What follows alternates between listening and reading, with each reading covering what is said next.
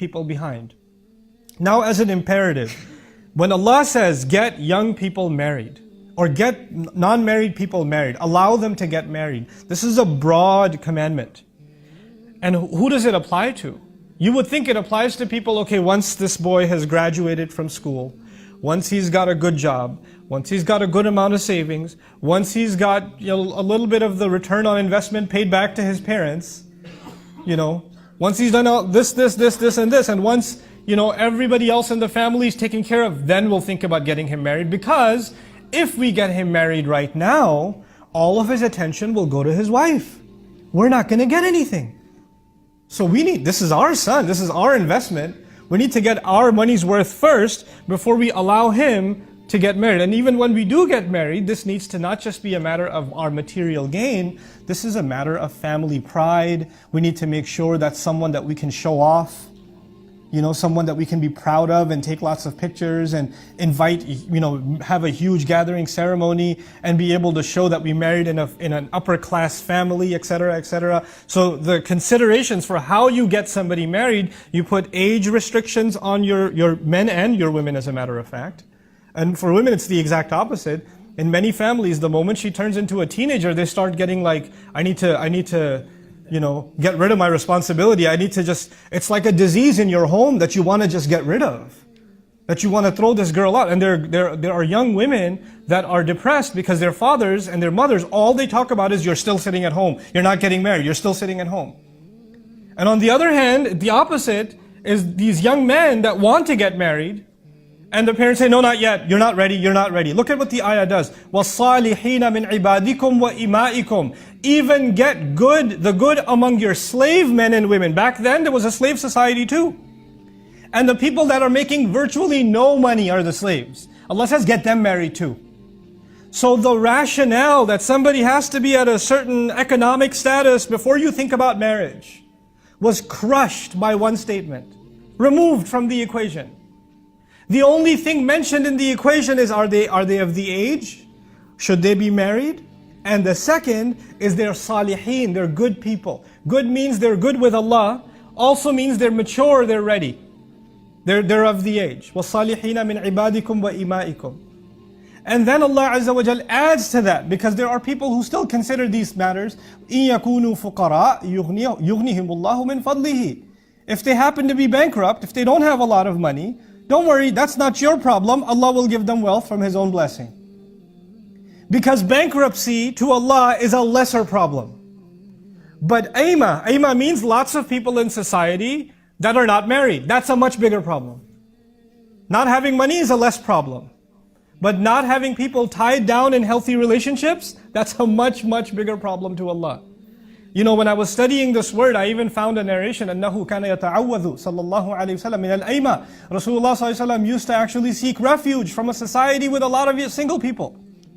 He used to be worried about the ummah becoming people, a lot of single people just happy the way they are. And they're not happy the way they are, it's just that their families kept pushing them candidates that they're not interested in. And the one they wanted to marry, they're not allowed to marry. And so they say, whatever, I'll just stay single. And when somebody says, I stay single, doesn't mean I stay an angel. Let's be very clear what that means. If there's a 30-year-old, and he's a professional, and he's making good money, and she's 29 years old or 28 years old, and she's graduated from school, and she's not married, that does not mean temptation hasn't come to them, sin hasn't come their way, that they've just lived this pious life like they're living in the city of Medina back in the day. And by the way, even the city of Medina had its issues.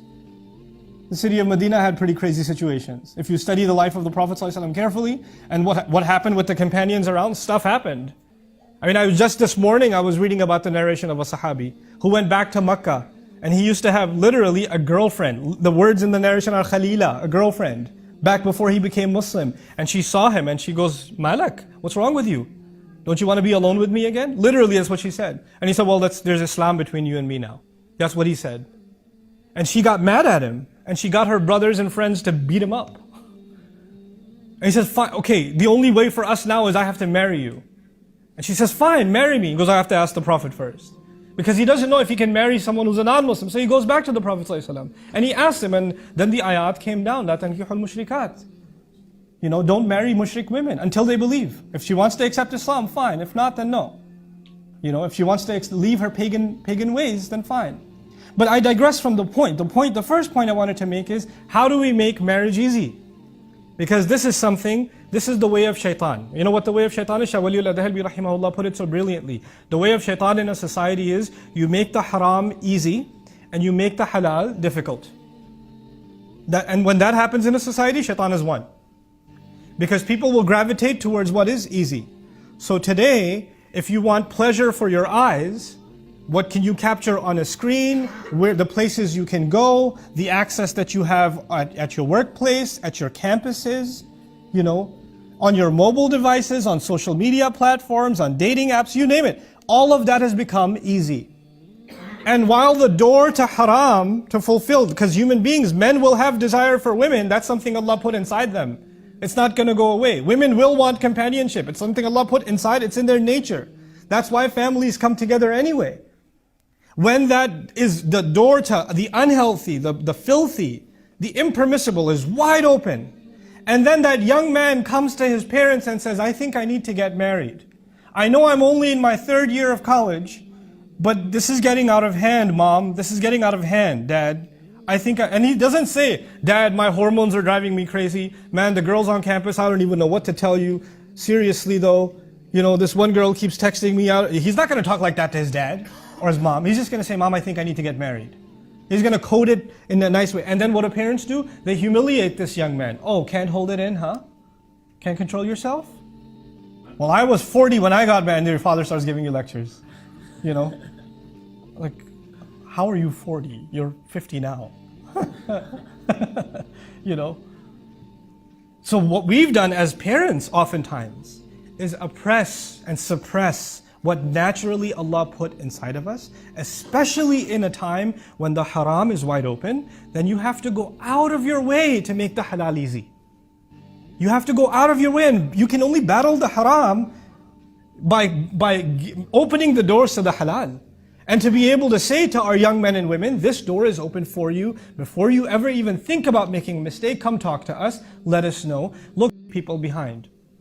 Now, as an imperative, when Allah says, get young people married, or get non-married people married, allow them to get married, this is a broad commandment.